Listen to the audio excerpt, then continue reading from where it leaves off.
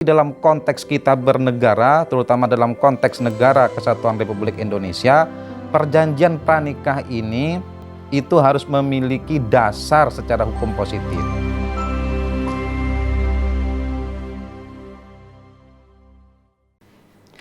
Assalamualaikum warahmatullahi wabarakatuh. Jumpa lagi dengan program Mir'ah hari ini. Pada hari ini Mir'ah lagi akan membahas terkait dengan hal yang sangat penting dan fenomenal di kalangan anak muda. Apa itu? Itu terkait dengan perjanjian pranikah. Di anak-anak kota sekarang termasuk sudah masuk ke desa-desa, banyak perjanjian pranikah dilakukan oleh pasangan suami, pasangan istri atau calon suami dan calon istri. Nah, apa sebenarnya pranikah itu? Perjanjian pranikah itu banyak referensi yang menyebutkan terkait dengan perjanjian pranikah. Namun pada hari ini, pada episode hari ini, kita akan membahas perjanjian pranikah dalam perspektif hukum Islam dan hukum positif di Indonesia. Baik, terkait dengan perjanjian pranikah, kalau dalam konteks hukum positif, itu mengatur terkait dengan kesepakatan antara laki-laki dengan perempuan yang dilakukan sebelum atau pada saat melakukan pernikahan. Di mana di aturannya ini yang tertulis ini mengatur terkait dengan hak-hak laki-laki dan perempuan, termasuk terkait dengan harta, apakah harta bawaan, apakah harta warisan atau apapun semuanya itu bisa diatur di perjanjian pranikah. Lalu apa saja yang harus ada di dalam perjanjian pranikah? Sebelum kita melangkah lebih jauh, nikah ini memang dalam satu konteks ini adalah perkara yang sunnah. Sebagaimana disabdakan oleh Rasulullah, an-nikahu sunnati faman rogiba an sunnati falaisa minni. Tetapi dalam konteks kita bernegara, terutama dalam konteks Negara Kesatuan Republik Indonesia, perjanjian pranikah ini itu harus memiliki dasar secara hukum positif. Sebagaimana disebutkan di dalam Undang-Undang Perkawinan pasal 29 yang kemudian juga ditegaskan kembali di dalam putusan MK Republik Indonesia. Di dalam perjanjian pranikah ini, dalam konteks undang-undang perkawinan, ini tidak boleh tidak harus dicatatkan. Artinya, syarat muqtad ketika seorang laki-laki dan perempuan mau melakukan perjanjian pranikah harus dicatatkan.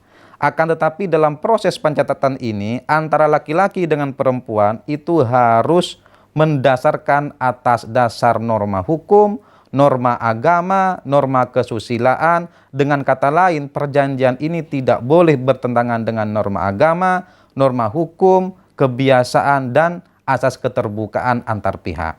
Lalu pertanyaannya, bagaimana ketika ada perjanjian pranikah yang dilakukan oleh laki-laki dan perempuan dengan niat manipulasi di dalamnya? Ini saat ini banyak yang terjadi. Ketika laki-laki dengan perempuan mengikatkan perjanjian pranikah, ternyata di dalamnya ada unsur-unsur manipulasinya. Ketika ada unsur-unsur manipulasi di dalam perjanjian pranikah, maka dalam konteks hukum positif dan hukum agama Islam pun itu tidak bisa dibenarkan. Kenapa? Karena ada salah satu pihak yang akan dirugikan. Nah, oleh sebab itu ketika kita mau melakukan perjanjian pranikah, azas keterbukaan, asas kepastian, asas kejujuran itu harus melandasi baik dari laki-laki ataupun perempuan. Sehingga ketika dia melakukan perjanjian pranikah, di kemudian hari ada persoalan, maka ini menjadi dasar nanti ke pengadilan. Nah, ada lagi yang bertanya, apakah sah ketika perjanjian pranikah itu dibatalkan tanpa melalui proses pengadilan? Nah, ini yang akan kita juga bahas.